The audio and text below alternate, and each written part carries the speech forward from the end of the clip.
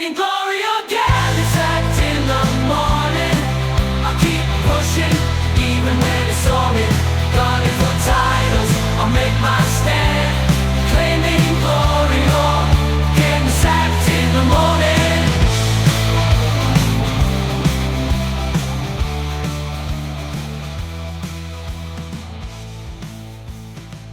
Welcome back to Turkey, or more specifically, the boardroom at Hatayspor. Now, those of you who have been ignoring me and reading what's on the screen will see that we've reached a bit of a situation. Now, I'll give you the background. I, as you know, was looking to move on from Hatayspor. So I had a little bit of a look around, see what there was out there. I have applied for a job in Norway, a couple of jobs in Sweden, one in Finland, again, there's a theme developing, and the Linfield job in Northern Ireland. I got a message saying that my application for the Linfield job had been unsuccessful. And I was like, okay, right, fine, dismissed me out of hand, fair enough. But when I clicked on the message, it showed me something I've not seen before. And what they were saying was, the reason it had been unsuccessful was because they had been unable to agree a compensation package with Hatayspor for my services.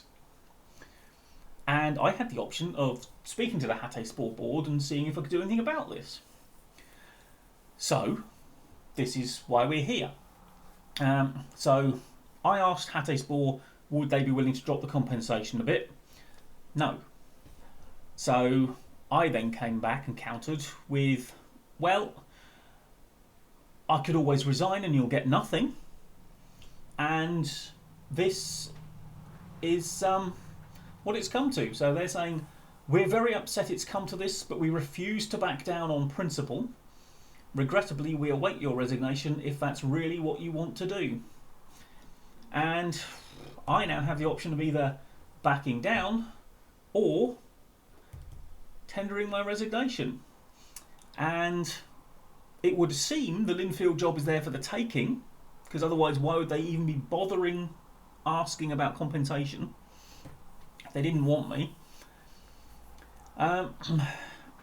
And I have been looking at leaving. We did win our last game. It was a 2-0 win, 2-1 win at Hatayspor. And again, we looked decent, but again, I think the limitations of this side are there for all to see. We just haven't got the finances to be able to compete particularly effectively at a higher level than we're already playing at. Not without punching seriously above our weight, and I am not a good enough tactician to be able to get my sides to do that. So, although, don't tell Linfield that, whatever you do. If we don't get the Linfield job, then I'm in for a few others, and I'll just look around and see what else is out there. But we need a new challenge, and that all having been said, the only thing to do now is resign. Okay, we would rather it didn't have to come to this, but we wish you all the best for the future. Okay, Mohammed Dogan. Off you go. Oh yeah, seeing his name there has reminded me. Dogan, who I spent all summer rebuffing teams that he was not interested in, has finally left the club and joined Manchester United.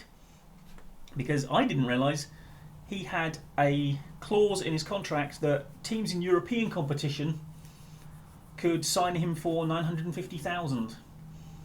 And so they did. So he's going to be a backup at Manchester United now, rather than playing full time for us. Well, what was us? That is my time at Hatayspor done. And when you next see me, I'll either have a job somewhere else, or I'll be telling you about how I haven't found one yet. So stay tuned. Well, I've barely been out of work for a week or two. I got 3 job offers. Linfield have offered me the job after being the cause of my resignation from Hatayspor. Vastaras have also offered me a job. I think it's faster than us in Sweden, but I think this is the one we're going to go for. Vålerenga in Norway. They are offering 172,000. The wage budget is not bad, about 5,600,000 to spend on players. They are towards the end of the season, and now they're saying be competitive in the Champions League. I don't think they're in the Champions League. They want to avoid relegation from the Elite Serie, and if we have a look, they are 12th. There are 8 games to go, and they are 9 points clear of the drop zone. So I don't see that as any particular problem. So we should be okay there. And if we have a look at the season preview, they were 6th, 20-1. And I mean, they were in the Champions League by the looks of things. But yeah, they should be doing a lot better than they are, which is always a nice sort of team to take over. One that's not doing as well, and you know the talent's there. You just got to get it playing. With that in mind, and I believe I have had a little bit of a look at something else, which we'll show you in a moment. But I'll start the negotiations. It's a wage drop, I think, but 172 grand a year is still nothing to be sniffed at. So we will take the 2-year deal, and we are now Vålerenga manager. Well, that's interesting. They seem to play the exact same way that I used to set Hatayspor up to play. Okay, got some decent leaders. Ramon Hendricks is our current vice captain, and I'm going to leave him as that. He's got very good teamwork. I mean, Ruben Raimundo might well be worth a look in future, but I'm not going to upset the apple cart at the moment on the captain front. I am going to confirm those, and we will have a look and see what we've got at the end of the season. I'd never find it a good idea, and I have nothing to back this up within the game, but it's just not something I would do in real life. Come in and immediately start changing who's captain. You give it a while, you see what's in place at the moment, and then, unless you know the captain sort of situation is rotten for some reason, then fine. But I haven't got a clue, so we are coming in, we are saying, okay, we'll leave that as it is. Let's not upset anyone by changing things immediately. And yeah, then we can do that. I will meet the media some other time, off camera. Now, oh my word, we've got a player called Lucas Kitten.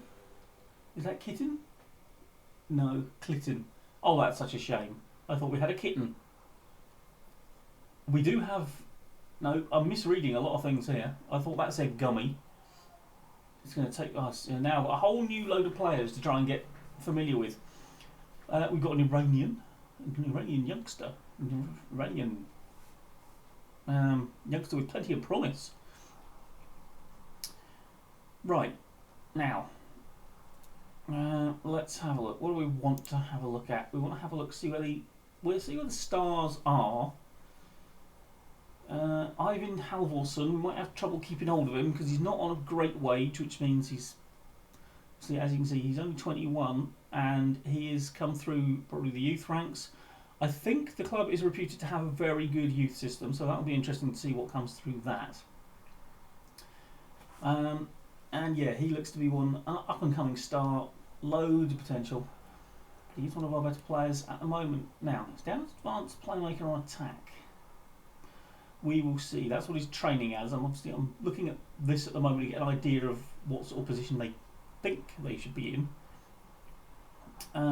Okay, yeah, one of our best players is a wing back on the right, and another one of our best players is a wing back on the left. So that kind of explains the 3-4-3 that they were playing, or the 5-2-2-1-2, or whatever it is that it seems to describe it as.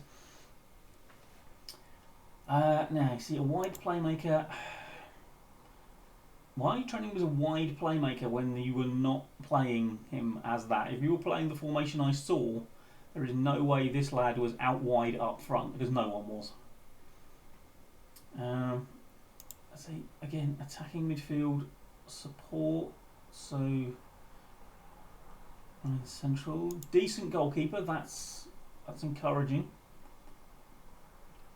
Not many quality Norwegians, it has to be said. Most of the best players seem to be foreign. I don't know what the foreign player rules are, so we'll have to have a look at those. He seems to be your sort of defensive anchor. Again, he's been trained as a winger. I mean, there's 3 people I can see in the middle of that pack being trained as wingers when the formation that I got shown doesn't involve wingers, so could be a few reasons that they're just underperforming this season. So yeah, I can see obviously some of our better players are wing backs, and we've got some decent sort of central midfield-ish sort of players. No, there's an awful lot of talent up front. I mean, the best out-and-out forward is Patrick Rood. So playing 2 up front might not have been the best idea, because, again, seems to be limiting the ability on the pitch. But, okay, right, well, it gives me an idea. Now, what I did allude to earlier, if we look at the schedule, they started in the Champions League. They got knocked out of that straight away. They got knocked out of the Europa League in the playoff round. But they're in the Europa Conference League. That competition that we got booted out of at Hatayspor. Rather unfairly, in my opinion. And, oh my word, St Mirren. Yeah, so that will be very nice, won't it? To see if we can get through to that. And oh yeah, look at that, in 8th place, Genk. Well, I mean, it makes the fight we made of that a little more pleasing, that we did put up such stiff resistance, but it don't half make you miffed that you actually ended up drawing them in the first place. I mean, there's some teams in there that we're not likely to get past, the likes of Leeds and Valencia, Lazio. Oh, Linfield, they would have been in there as well. So, Panathinaikos probably decent. They actually are a team we have to play. So, but yeah, this is where Europe's lesser lights hang out, and indeed they are our first European game. But that's basically a quick little sort of introduction to the squad and what we are up against, the position we are in. And next episode we will have a look and see what we look like on an actual football pitch, and I will hopefully at that point have decided some sort of way we're going to play, and hopefully sort of training out all these wingers that we don't actually use at the moment. Maybe we will be under me, I don't know. I will have a more in-depth look at the talent available to me. However, we have landed in Norway and we want to get off and running as soon as possible. So let's have a look. Who's our first game against?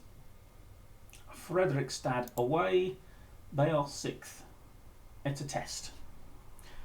So hopefully we'll come back. That is actually tomorrow, so I've got a lot to do before my first game. Yeah, we'll come back for that and see how life at Vålerenga gets underway. So, thank you for watching this episode with no action really in it at all. Like, comment and subscribe, and I will see you next time for our first game in Norway. Bye bye for now.